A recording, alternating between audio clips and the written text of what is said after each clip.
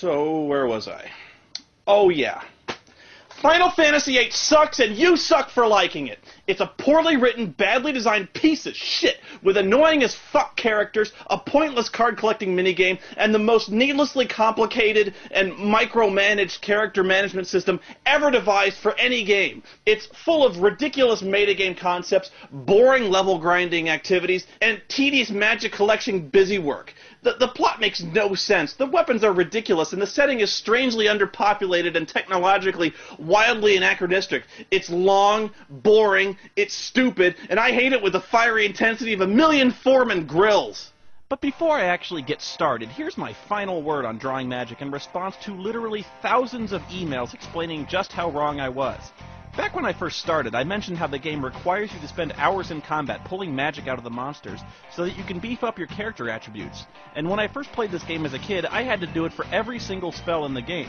And everyone and their mother emailed me with alternative ways to get magic, and in fact, they mailed me several step-by-step procedures to maximize my efficiency at this task, which could have only come through years of study and the worldwide collaboration of Final Fantasy VIII players in grand academic symposia.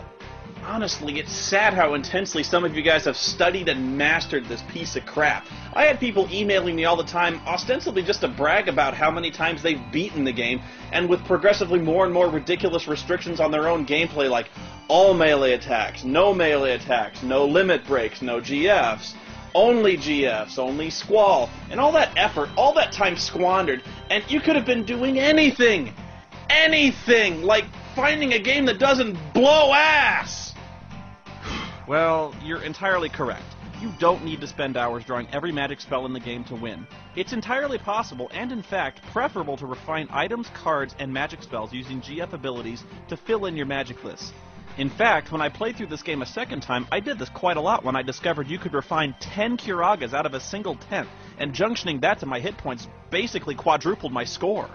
Combine that with the GF ability to transform monsters into cards, and then refine the cards into magic, and you've got a pretty good system which keeps your level low and your magic stocked.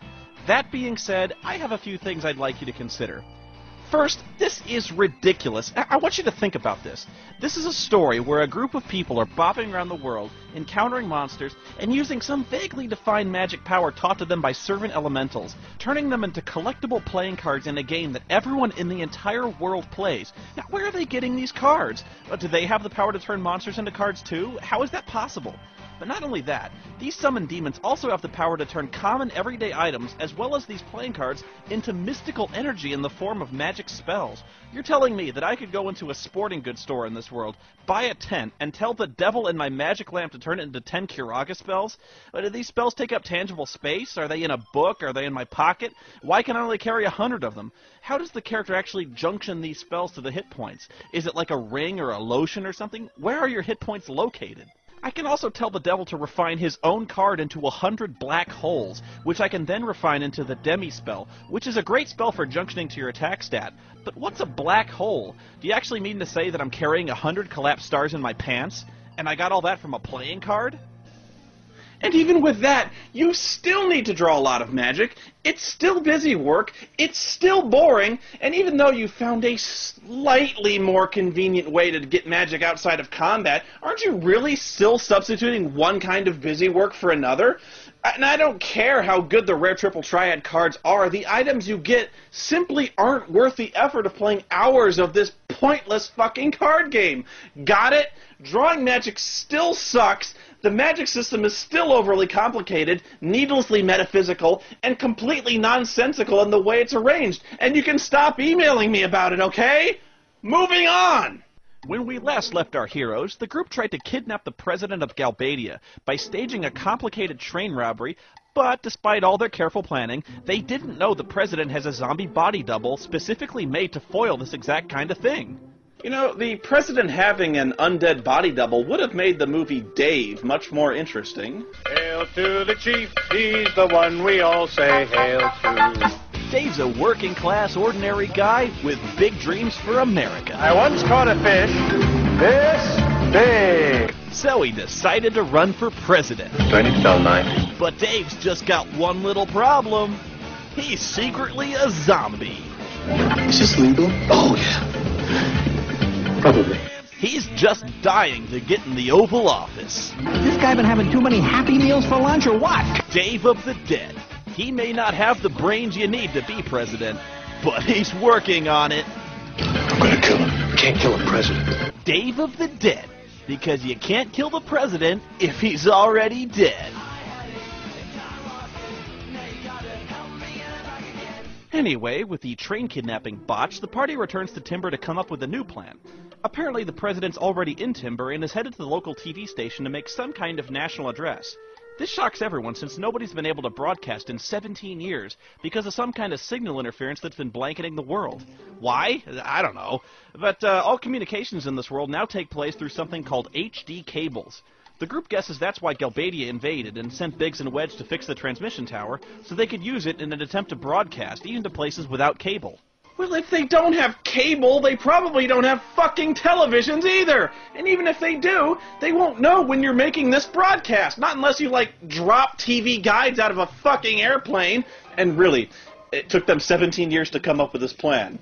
Really, find and repair a gigantic fucking transmission tower. Weren't they using those 17 years ago when the interference hit? If those had worked, they'd still be using them.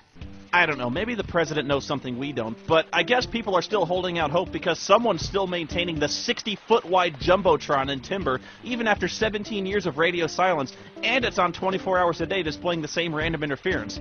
What, are people still watching it? They got nowhere else to put it? Why wouldn't they just turn it off? And why does it look like the TV is displaying code from the Matrix? And why in the hell is there still a fully functional TV broadcast station in town? Wishful thinking? Oh, and if radio communications are impossible, why is Biggs able to summon the mechanical spider with a wireless fucking remote? I hate this fucking game! Anyway, Renoa decides to attack the TV station to broadcast their own declaration of Timber's independence because, I guess she'll just send the armed commandos screaming in terror. Zone shows up to say that the president's in the station already preparing to make his speech, and because of that, there's too many guards in there to handle. Abort! Abort! The guy we knew was going to be at the TV station is at the TV station with the guards we knew he would have. Did we have a plan? Well, I guess they were worrying over nothing because apparently the president's guards are easier to beat than the Detroit Lions because Cypher faces literally no resistance as he charges directly into the studio and holds the president hostage. And somehow, don't ask me how, Quistis is right on his ass. She turns around and starts screaming into the camera for backup. And when you get there, she explains that Cypher broke out of the disciplinary room and went rogue.